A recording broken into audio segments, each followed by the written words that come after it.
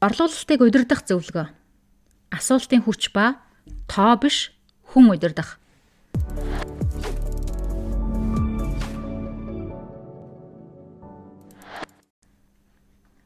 Компани борлуулалтын чиг үүргийг хариуцсан ажилтнуудтай болоод ирэхээр тэдэнд удирдагч томилдог. Тэгээд тэр удирдагчаас борлуулалтын төлөвлөгөөний биелэлтийг хүсдэг. Борлуулагчтай удирдаад үр дүн гаргаарай гэж хүсдэг. Гэтэл нийтлэг байдалд борлуулалтыг удирдах байдаг хүн юуг удирдах байдаг вэ гэх юм бол төлөвлөгөөний биелэлт, тасралтын мэдээлэл дүгнэх, борлуулалтын үр дүнгээ тайлагнах ажил дээр хамаг цагаа төвлөрүүлдэг. За мөн борлуулалтаа төлөвлөх, тасралттай байгаа газар төлөвлөгөөг анхаарах, тулгарсан асуудлыг шийдвэрлэхэд хамаг анхаарлаа төвлөрүүлдэг. Эсвэл харилцагчид өгөх саналыг эцэслэх, гомдол шийдвэрлэхэд мөн дийлэнх цагаа зардаг. Борлуулагчийнхаа гүйцэтгэлийг үнэлэх, тохирох урамшуул бодож тооцоход маш их цаг зарцуулдаг. Ялангуяа өнгөрсөн гүйцэтгэлийг үнэлэх нь маш их ажил болж хувирдаг. Ийм дүр зураг танай компани хувьд ч гэсэн танил байгаа бол та одоо өгөх зөвлөгөөг анхаарч эхлэх болжээ. Удирдагчид тоо, тайлан, төлөвлөлт, гүйцэтгэлийн үнэлгээг удирдахаас илүү хүн удирдах сурах, хүндээ чиглэж ажиллах хэрэгтэйг энд дахин сануулъя.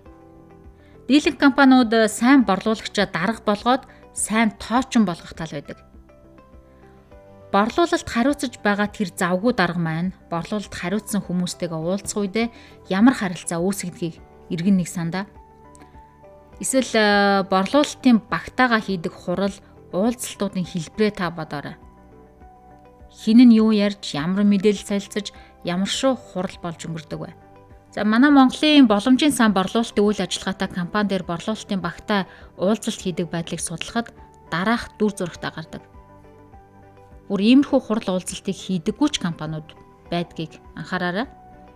Ямар шүү дүр зураг харагддаг вэ гэхээр борлуулалтын багтаага багийн гишүүдтэйгээ харилцах дийлэнх харилцаа 7 хоног сарын давтамжтай хурал хэлбэрээр явагддаг.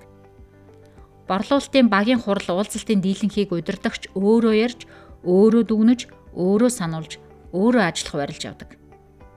Дээрх хуралд багийн гишүүдийн оролцоонд чагнах, хуваарлагдсан үүрэг даалгаврыг тэмдэглэж авах хамгийн сайндаа л 7 хоногийнхоо хийсэн ажил, энэ 7 хоногт хийх гэж байгаа ажлаа мэдээлдэг. Мөн борлуулалтын багийн уулзалт дээр амжилттай ажилласан ажилтныг сайшаах, амжилтгүй байгааг цаашаад анхаараарай гэх, эсвэл үлдээж байгаад анхаарахыг нь сануулах жишг байдаг. Удирдагчид дийлэнхтэй төлөвлөгөөгөө боловсруулах, асуудал тулгарсан төлөвлөгөөг тасалдсан, гүйцэтгэлийг үнэлэх үед багтаага тулж ажиллаж харилцдаг. Удирдагчид дийлэнхтэй багийнхаа хамгийн сайн гүйцэтгэл өндөртэй борлуулагчтай тулж ажилладаг, чухал ач холбогдолтой үүрэг даалгаврыг өгдөг.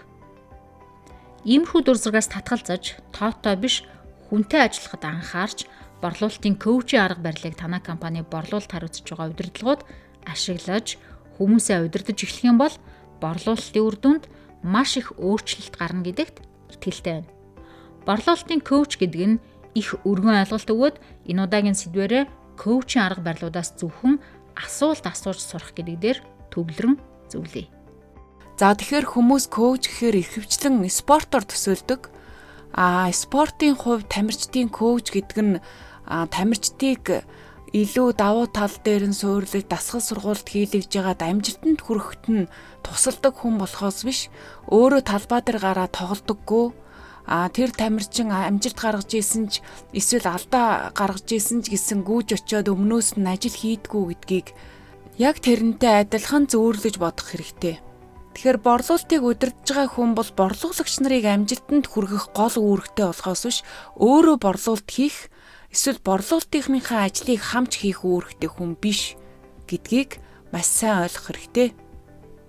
Борлуулалтын коуч гэдэг талаар нэлээд олон зүйлийг ярьж болно. Хэдэн цаг өдрийн сургалт болдог. Гэхдээ энд хэдэн гол зүйлийг зөвлөе. Нэгдүгээрт коуч гэдэг зүйл маань ер нь хүнийг амжилтанд хүрэхийн төлөө үйл явц. Сул талаа засахаас илүүтэй давуу талаа ашигласан зүйл дээр хүн илүүтэй амжилт гаргадаг. Тийм учраас борлуулалтын коучийг хийхдээ борлуулагч нарынхаа давуу талд суйрлаж ажилланаа.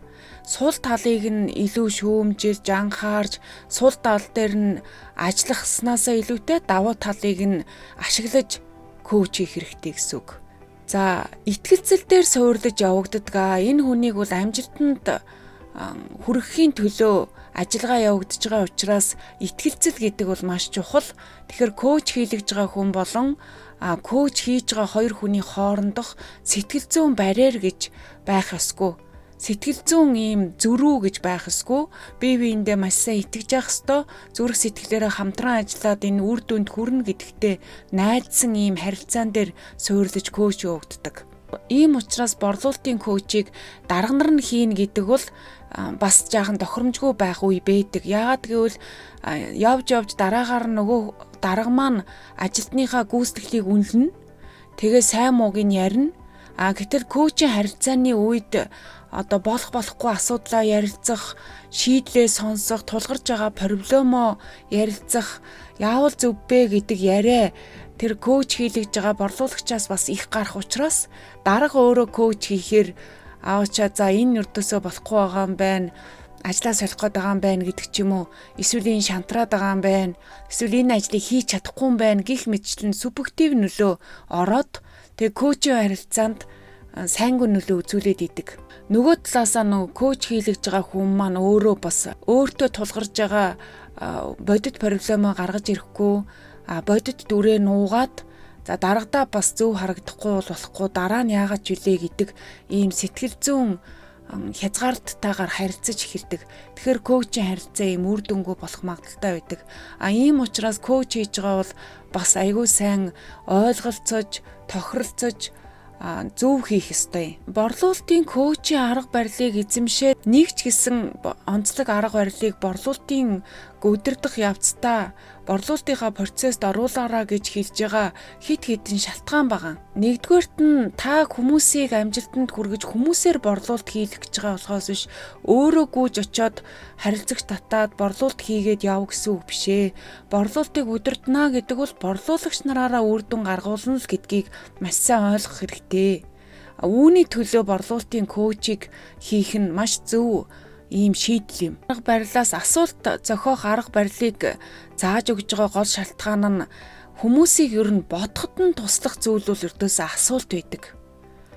Хүн өөрөө бодож байгаа тохиолдолд шийдэл гаргаж чаддаг.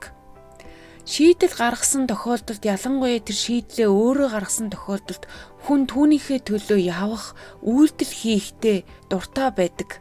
Ингээд ямарваа нэгэн байдлаар үйлдэл хийсэн хүн бол үр дүндээ тодорхой хэмжээгээр хүрдэг. Ийм учраас борлуулалтын коучийн арга барилаар таны багийг таны заавал хийснийг хийдэг, зөвхөн яг ингээд таск хүлээж идэг ийм хүмүүс болохгүй байхын тулд энэ аргыг зааж өгч байгаа. Тэгэхээр явах, хэлэх, хийх, үйлдэл бүх юма заалгадаг ийм нэгсэндээ робот шиг нөгөөсөндөө бол роботоос ч ийм хэцүү ийм баг бий болохгүй тулд анханаас нь хүмүүсээсээ асуулт асуугаад толгойг нь бодуулаад толгойг нь бодсны дараа шийдэл гаргуул сургаад шийдэл дээрээ өөрсдөө ажиллаж үр дүнгээ хардаг ийм соёлыг бий болгох бол удирдагч хүмүүсийн хамгийн чухал үүрэг юм. Энэ асуулт асуух соёл, асуулт асуух замаар өөрөөр нь бодвол шийдэл гаргуулах гэдэг энэ арга барилыг бас зарим ажилтнууд ойлгодоггүй. Манай дарга юу ч мэддэггүй юм байна. Надаас хамаг юм асууж гин. Эсвэл энэ хүн чинь ердөөсөө ингээд хамаг юм надаар залгадах юм. Би энэ байгууллагт ер нь гайгүй юм биш үү гэсэн ойлголт авчихч бас сөрөг тал байдаг. Тийм учраас энэ коучийн арга барилыг хэрэгжилж байна. Та бүгд бол энэ шийдлээ өөрсдөө гаргаж сурах хэрэгтэй. Тийм учраас би та нараас яах вэ захирлаа, юу хийх үү гэж орж ирэх биш, юу хийхээ өөрсдөө хилдэг, юу хийх хувилрууд байгаагаа, тэр хувилруудад ямар давуу тал байгаа, аль хувилрын зөв гэж бодож байгаа ярьдаг энэ ажилтнаас дарга руу чиглэсэн урсгалыг бий болгох зорилгоор энэ арга барилыг хэрэгжилж байгаамаа гэдгийг анханаас нь баг өөрөө ойлголцоход гэмгүй.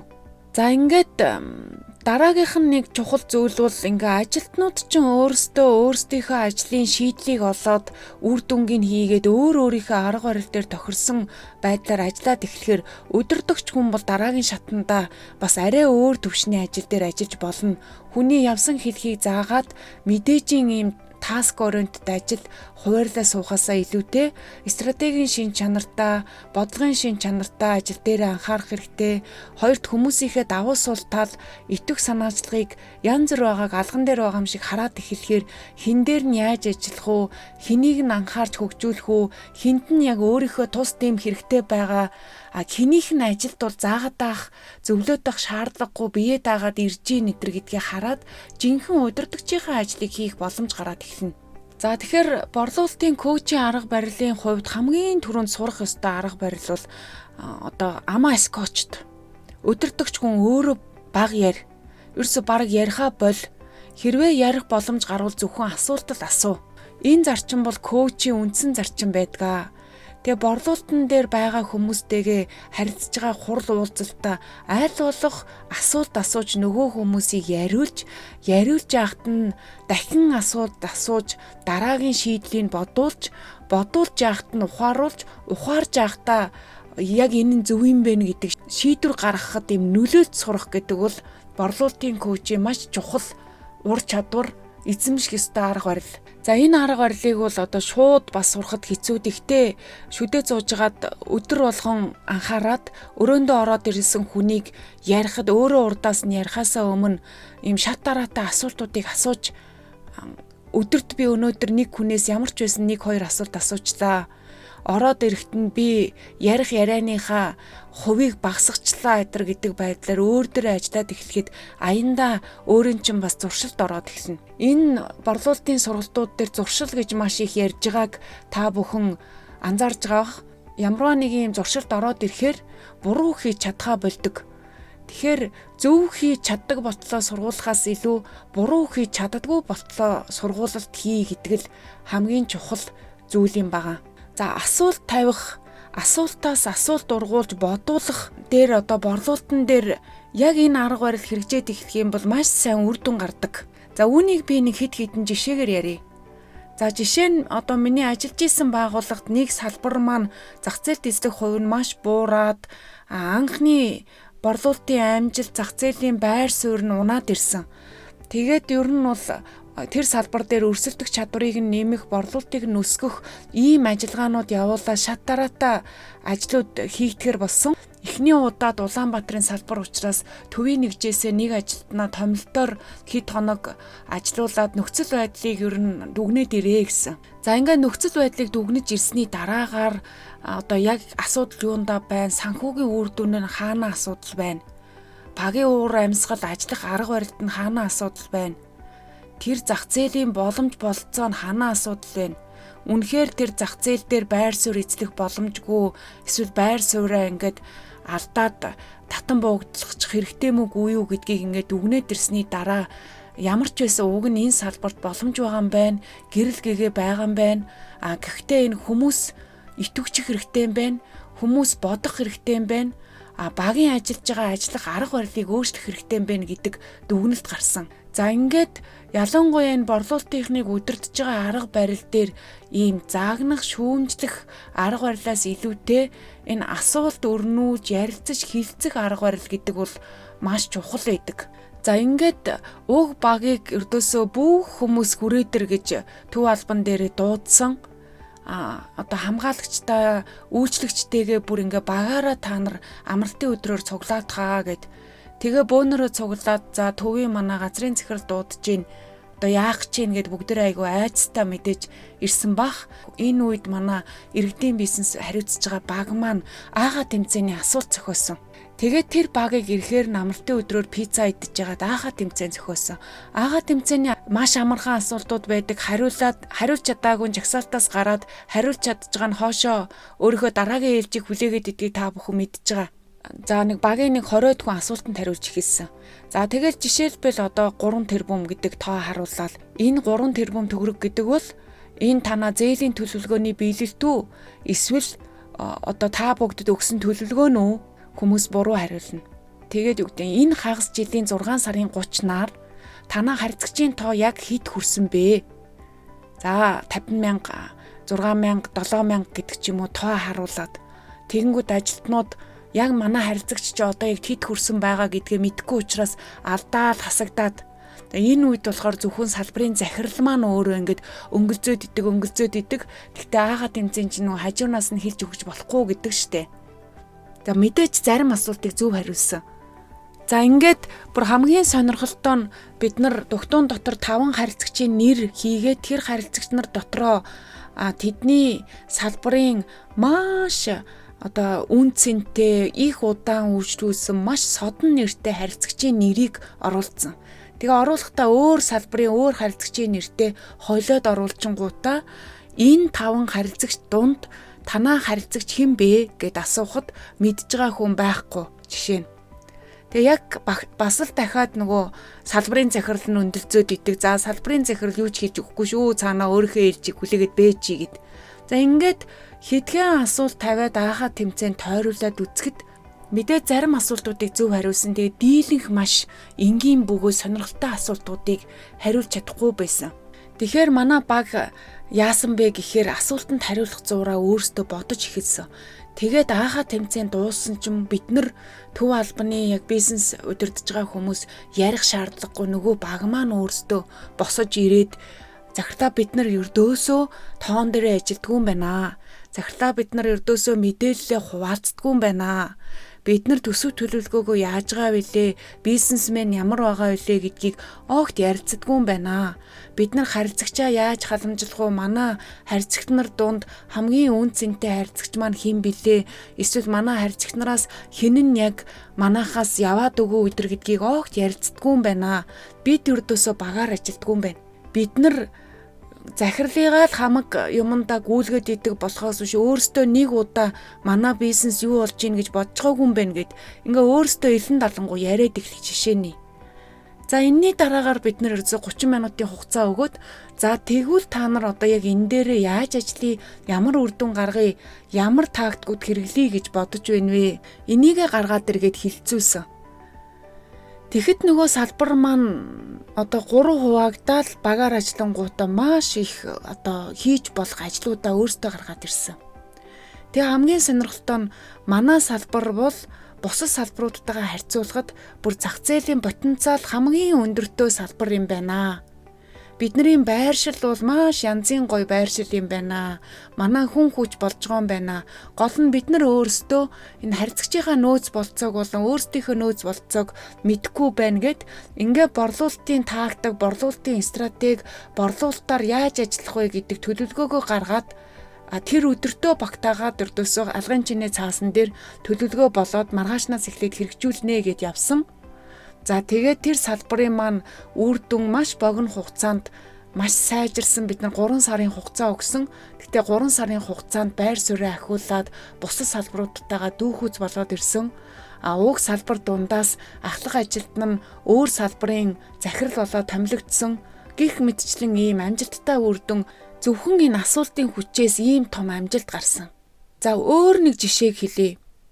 За бид нар нэг үзэсгэлэн худалдаанд оролцоод нэг арга хэмжээнд оролцсон. Жижиг дунд бизнесүүд ялангуяа арга хэмжээ маш чухал байдаг. Энэ арга хэмжээнд зүгээр оролцоод өнгөрөх биш, дараа нь борлуулалтын үр дүн гаргах зорилго тавьж орох ёстой байдаг. Тэгээд нэг арга хэмжээг нэлээд бас өндөр зохион байгуулалтаар оролцож, идэвхтэй оролцож харьцагч нарын бааз суурийг бий болгоно. Энийний дараагаар борлуулалтын үр дүн гаргана гэд ингээд одоо нэлээд ач холбогдол өгсөн арга хэмжээ болсон. За сарын дараа борлуулалтын үр дүнгээ харж ийсэн чинь ямар ч үр дүн гараагүй байсан. За тэгэхээр нөгөө арга хэмжээний өдөрдөн зохион байгуулсан төвийнхөө одоо бизнесийг удирдах байгаа нэгжийнхээ хүмүүсийг цуглуулад за та хэд яг энэ борлуулалтынхаа үр дүнг харж гин үү? Ямар асуултууд та нар тавьмаар байна вэ? Би нэг 30 минутын дараа эргээд ороод ирье. Та хэд одоо энэ үр дүнтэй холбоотой өөрсдөөсөө энэ багаараа тавьж болох бүх асуултуудыг бие биенээсээ асуух болон надаас асуумаар байгаа асуултуудаа гаргаад ирээ гэд уулзалтынхаа өрөөнд орхиод 30 минут өөр уулзалт руу орсон. За ингээ 30 минут орхиод гарахад баг маань маш олон асуулт асуусан байсан. За хамгийн өгжилтөө тэр асуултууд бүр энийг хэн хийх байсан юм бэ гэсэн асуулт хүртэл байсан. Бид нар энэ арга хэмжээнд оролцсон харилцагч нараа салбартаа яг оноож хуваарлаж өгсөн юм уу гэсэн асуулт хүртэл байсан. Хамт оролцсон түншүүдтэйгээ дараагийн 7 хоногт нь уулзна гэд төлөвлөж ийсэн тэрнийг уулдсан юм уу гэсэн асуулт хүртэл байсан. Тэгэхээр санаа нь бол энэ асуулт асууна гэдэг бол эргээгээд хүнийг бодуулж идэг. Хэрвээ та нар яг яах ёстой вэ? Одоо тэгээд яая гэж бодож ийн юунаас болж энэ ингэчүү гэж асуугаад байвал айж бэргээд хэлэхгүй.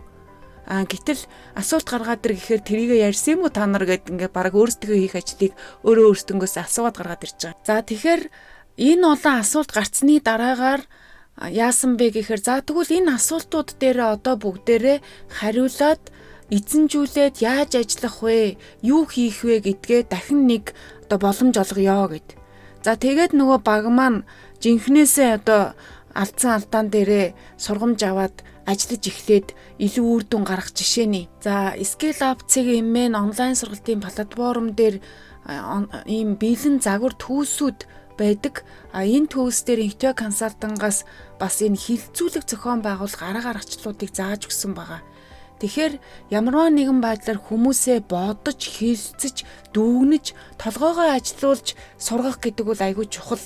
Энэ хилцүүлэг хийх, бодуулах арга барил нь дутагтаад идэг болохоос биш манай Монгол залуучуудад бодох бөгөөд шийдэл гаргах ур чадвар нь юм дутагдж байгаа юм бол их бага. Харьцангуй задгаас сэтгэдэг, харьцангуй юм бодод өгнөх чадвар, харьцангуй санаачлаг гаргах чадвар бол монголчуудад өндөр байдаг. Хамгийн гол нь энэ тэр хүмүүсийг нээж, яриулах, одоо толгойг нь ажилуулж бодуулах, зоригтой илэрхийлүүлэх ийм арга барилуудыг сурж авах хэрэгтэй. За тэгэхээр асуултын хүч гэдэг бол борлуулалтын дээр ийм чухал ач холбогдолтой байх нь. Асуултын хүч гэдгийг өөр нэг жишээгээр хэлье. Өөрөөр хэлбэл борлуулалтын коуч хийж байгаа удирдлага маань ердөөсөө өөрөө баг ярьж нөгөө хүнээ яриулаад ярьж байхад нь сайн сонсоод сонсож байхдаа дахиж асуулт асуугаад энэ харилцааны дундаас нөгөө хүн чинь бодсноо өөрөө шийдэл гаргаад ингээл явах арга барил бол энэ коучийн айгүй чухал одоо сурах ёстой арга барил. За нэг жишээн дээр одоо жишээ нь миний удирдлаганд байсан салбарын захирал борлуулалтын үр дүн гарахгүй байна. Борлуулагч нар маань ердөөсөө маш муу байна. Манад яхаараа дандаа ийм муу борлуулагч нар өгдөм бэ. Манай хүний нөөцийнх нь дандаа туршлагагүй хүмүүсээ одоо биднэрт өгөөд байна. Би хуучин салбар дээр ажиллаж исэн энийг авч болох уу гэд ороод ирсэн. За тэгэнгүүт нь за яг хэн болохоо болчихсон, аль нь болохгүй байна, чи хэнийг авмаар байна, эсвэл одоо танаа яг хэн байгаа, танаад байгаа хүмүүсийн хэн нь болохгүй байгаа гэд асуух юм бол тэр хүн бол нөгөө бүр л илүү бууглаад өөрийнхөө бодолд нэг өнцгөөс бодоод ороод ирсэн хүнд хэрвээ удирдлага нь ингээ өмнөөс нь яриад бүр нэмж дэм өгөөд эхлэх юм бол тэр хүний тарих хайрцаглагдчихна. Нөгөө бодж байгаа бодлоо нөгөө талаас нь нөгөө өнцгөөс нь харах чадваргүй болно. За эхлээд би юу гэж асуусан бэ гэхээр энэ танаа яг борлуулагч нар чинь манай банкнд байгаа бусад борлуулагч нараас яг юугаараа дутуу юм? Танаа хүмүүсийн хэдэн хувь нь яг ийм цоошин туршлагагүй шин төгсөгч байгаад байгаа юм дээ гэд асуунгууд. Яг нэг л хүн байгаа л да. Тийм үү. Тэгвэл бусад салбаруудад ер нь шинэ хүн байдсан болов байдгүй болов? Одоо бүх салбар шинэ хүнтэй байгаа хэл та. Ингээ нэг хариулт. За тэгэнгүүт за чи тэгвэл яг юу аль хүмүүс дээр нь асуудал гараад байгаа? Ямар хүмүүс дээр нь асуудал гараад байгаа гэсэн. Ер нь бол бодоод исэн чинь хуучин хүмүүс асуудалтай байгаа юм байна. Өөр захиралтай ажиллаж исэн арга барил эдэр надтай ердөөсөө тохирохгүй байна. Тийм үү. Тэгээд нэг юм тухайн үед ширээн дээр нэг цаас байсан, өнгийн цааснууд.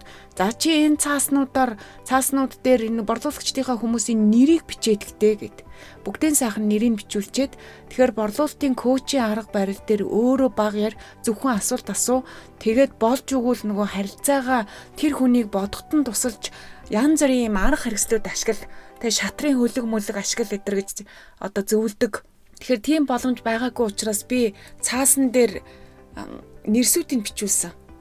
За ингээд нэрсүүдийг бичүүлчихэд за энэ хуучин хүмүүс чи энэ юм бэ, шинэ хүн чи энэ юм бэ. За тэгвэл хамгийн эхлээд юу гэж асуусан бэхээр за энэ хүмүүс дундаас одоо чи өөрөө нэрийг хар, би нэрийг харахгүй. Чи энэ хүмүүс дундаас хамгийн болохгүй байгаа хүмүүсээ баруун гар тийш нь салгаад яг нь ер нь бол чи удирдаа цаашаа явчихаар байна гэсэн хүнээ зүүн тийш нь салгаадах таа гэд.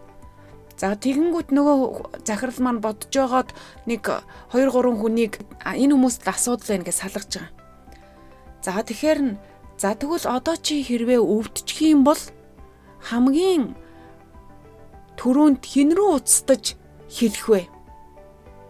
Тэгэнгүүт нөгөө баруун тишээ салгасан хүнээсээ нэг хүнээ сонгоод би энэ хүн рүү л уцтаж хэлнэ дээ. Аль хүнийг чи яг ажлаа аваад явж байгаараа одоо би ингээ үнэхээр асуудал тулгарлаа шүү гэж хэлэх вэ гэсэн чинь нөгөө хүнээ л сонгох жишээний. Яагаад чи энэ хүнийг одоо ажлаа аваад явж байгаараа гэж хэлээд байгаа юм бэ гэсэн чинь энэ хүн бол ер нь ажлаа айгүй сайн мэддэг, бүх хүмүүсээ мэднэ, айгүй хариуцлагатай, ер нь бол намайг байхгүй байсан ч гэсэн найдвартай, итгэл даах ийм хүн. За чиний нөгөө болохгүй байна гэж солимоор байгаа хүн чинь хэн бэл аль нь нөлөө гингүүт энэ хүн. За тэгвэл яг юу нь болохгүй байгаа вэ энэ хүн гэж тэгэнгүүт энэ хүн яг жаахан шүүмжлэмтгээ тэг багийн уур амьсгалыг эвдээд идэг. Тэг юм л бол хүмүүсийг шүүмжилж бариад ах юм. Ямар үед тэгвэл энэ хүн шүүмжлээд ийн зүгээр байхад нь шүүмжлээд байгаа юм болоо зүгдээ байхад нь шүүмжлээд байгаа юм болоо гэсэн чинь бодож ийсэн аа. Гэхдээ яах вэ ер нь бол бас нэг тийм яг бас харахаар бол жоохон ааш нь тийм ч гэсэн яалтж байхгүй л нөгөө хүмүүс маань асуудал гаргацсан л байдаг л да гэд гих жишээний. За ингээд түн удалгүй нөгөө захирал маань за би ер нь багтаага яаж ажиллахаа ойлгочлоо. Би айгүй чухал хүнээ одоо буруу хүн байна гэж бодоод яваад байгаа юм байна. Би багаараа ямар ч байсан хэсэг хугацаанд ажиллаад үзье. Үр дүнгээ хараатыг гэд гараад явцсан. Нөгөө хүнээ солиулмаар байна. Надад сайн борлуулагч өгөөч. Яахаараа надад ийм хүмүүс өгдөм бэ? Нэг л сайхан одоо тэнгэрээс заяасан хүмүүсийг аммаар байна гэж орж ирсэн хүн маань би багтаага ямар ч байсан уучраа олоод борлуулалтынхаа үр дүнд хүрээд нэг хэсэг хараатыг гэсэн. Тэгээ нэг 2-3 сарын дараагаар бол нөгөө захиралтай уулзаад юу болсон танах яаж ин гэхэд ямар ч асуудалгүй. Бид нар байсан асуудлаа ойлгоцсон. Манай баг бол одоо төлөвлөгөөгөө ингээ биелүүлсэн. Одоо жилийн эцсийн төлөвлөгөөндөө ч гэсэн хүрэхэд айгүй дөхөж ийн гэд явах жишээний. Ингээд борлуулалтыг удирдах гэдэг бол тоог удирдах, тасралтыг удирдах ер нь бол ингээл нэг ийм төлөвлөгөө гүйцэтгэл харьцаг татхын хойноос яваад идэг зүйл биш. Борлуулалтыг удирдах гэдэг бол бүхэлдээ хүнийг удирдах. Хүнийг удирдах гэдэг бол хүн болгоны онцлог тохирсон удирдлагын арга барил хэрэгтэй байдаг. Тэгээд хүнийг удирдахад хамгийн чухал зүйл бол хүнийг өөрийг нь одоо бодож, шийдэж, хөдөлж, өөрийгөө мэдэрч ажиллахад нь туслах. Хэрвээ энэ өөрийгөө мэдэрч ажиллаж чадж байгаа хүмүүс бол амжилтыг өөрөөрөө мэдрээд, амжилтыг багаасаа мэдрээд тэгээд ажилдаа урам зоригтой илүү үр дүнд хүсэж тэмүүлж ажиллаж идэг. Удирдагч хүн гэдэг бол хүнээр ажил хийлгэж хүнийг амжилтанд хүрэхийн төлөө төрсөн хүмүүс болохоос биш хүмүүсийнхээ ажлыг хамт хийгээд өөрөө амжилтын нэрийг зүүж явах ийм хүмүүс биш юм аа. Тэр борлуулалтын коучийн арга барилаас зөвхөн асуулт асуух гэдэг зүйл дээр та бүгд маань бас маш их дасгал сургалт хийгээд үзээрэй.